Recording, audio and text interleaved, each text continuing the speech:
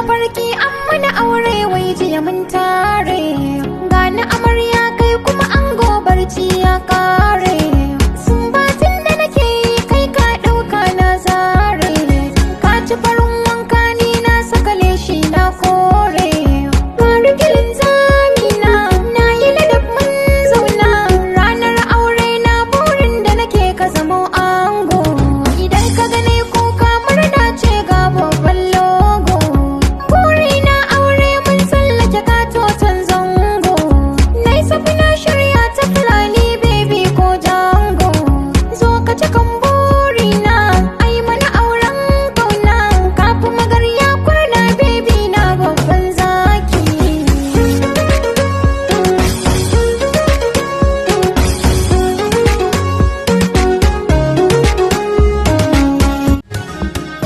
San ka nake yi da gaske, wanda ya san kan na yi mai kara. So ka rage mini sosai, alkawari na kar da ya je shara. Ka iya furta kalamai in ka yi zance sai in tattara. Da daddare in zan kwanta sai in tuna kan dinga nishaɗi na. Auta MG Boy, lallai Auta MG Boy ya ƙara sako zafaffen waƙoƙi. Idan kuka yi duba da jajircewar da wannan mawaƙi yake, lallai wannan mawaƙi ya cancanci a nuna shi da ɗan yatsa. Auta MG Boy fitaccen shahararren mawaƙi na wanda yanzu haka yake taka rawarsa. Lallai Auta MG Boy yana cikin mawaƙan da yanzu haka suke cin ganiyarsu. Auta MG Boy fitaccen shahararren mawaƙi ne.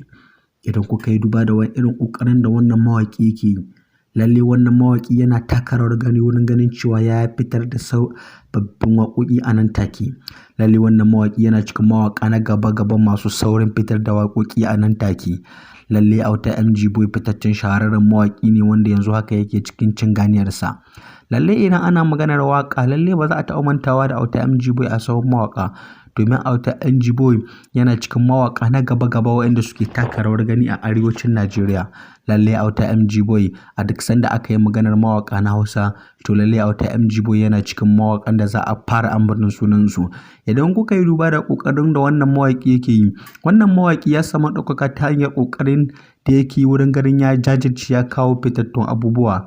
Lallai Auta MG Boy yana cikin mawaƙa na gaba-gaba waɗanda yanzu haka suke cikin ganiyarsu.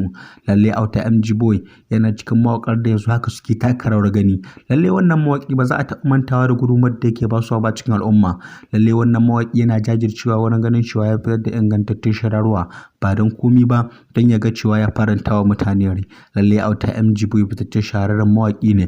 Idan kuka yi duba da lambar karramawar da wannan mawaƙi ya samu a kwana-kwanan nan, lallai wannan lambar karramawa da wannan mawaƙi ya samu a kwana-kwanan nan ya cancanci wani lambar karramawar nan, domin irin ƙoƙarin da yake yi wurin ganin cewa ya kawo abubuwa waɗanda mutane za su ji kuma su yi alfahari da shi. Lallai Auta MG Boy ba za a taɓa mantawa da irin gudunmawar da yake basuwa ba a cikin al'umma. Idan kuka yi duba, lallai wannan mawaƙi yana ƙoƙari wurin ganin cewa ya taka rawar gani domin ya tabbatar da cewa ya faranta wa masoyansa rai. Lallai wannan mawaƙi yana cikin mawaƙa da ba za a taɓa iya mantawa da gudunmawar da suke basuwa ba a cikin al'umma. Idan yau shine farkon zuwanka na wannan channel, ka daure ka danna mana alamar nan ta subscribing, ka daure ka danna mana liking, idan da ƙorafi kuma a yi mana comment. Lallai Auta MG Boy yana cikin mawaƙan da ba za a taɓa mantawa da ƙoƙarin da suke yi ba a cikin al'umma. Idan kuka yi duba da zafafan waƙoƙin da wannan mawaƙi ya fi sawa a kwana-kwanan nan, lallai wannan mawaƙi ya fitar da wasu zafafan waƙoƙi a kwana-kwanan nan wanda yanzu haka